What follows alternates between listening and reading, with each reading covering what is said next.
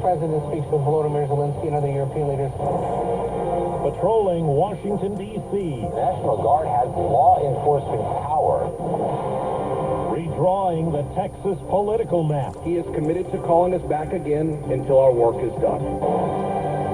Good morning, I'm Steve Kathan. With the CBS World News Roundup, President Trump meeting virtually this morning with Ukraine's President Zelensky. CBS's Weijia Jiang reports it's a key get-together just ahead of Friday's Trump-Putin summit in Alaska. The White House press secretary says they do not expect the meeting between Trump and Putin to end with, quote, deliverables. The hope is that it will lead to a three-way meeting with those two leaders, plus Ukrainian President Volodymyr Zelensky. A White House official tells CBS News the meeting will take place at Joint Base Elmendorf-Richardson on the northern edge of Anchorage.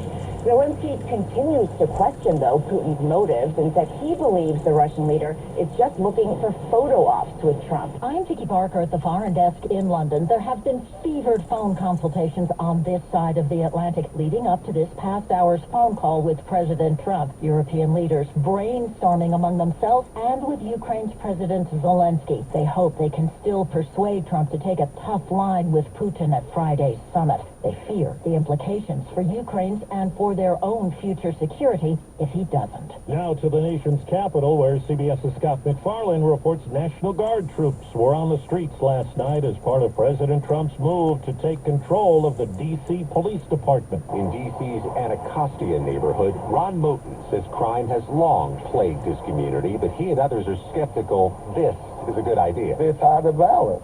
I get it. But my only caution is one thing can lead to the next thing.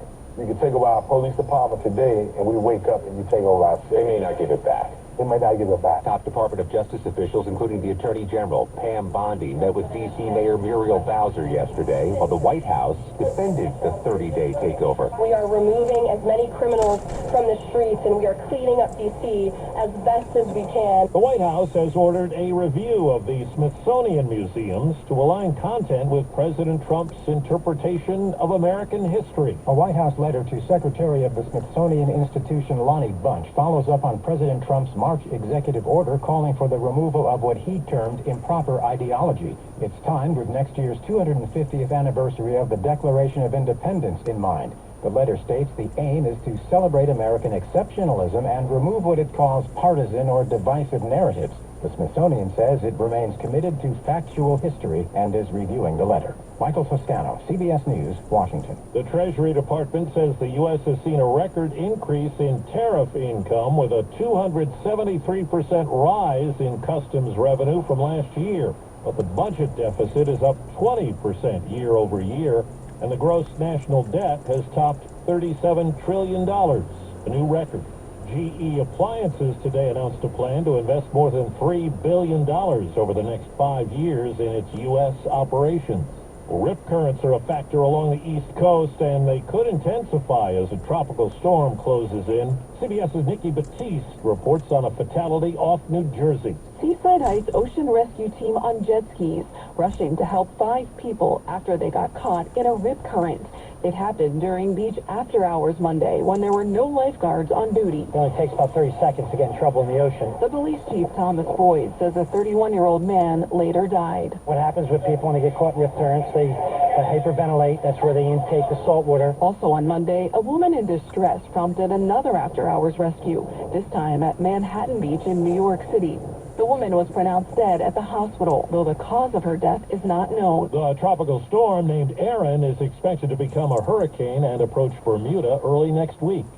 4 minutes after the hour. Well, that's today's news. I didn't hear any good news, did you? I didn't think so. I guess it's all about perspective. The glass is half full. It's 59 degrees in Hayward, California, and I don't hear any good news. Well, as always, I want to thank you again for coming along with me on these Dash Cam News adventures. You know the drill. Peace, love, and all that hippie jazz. Bye-bye, everybody.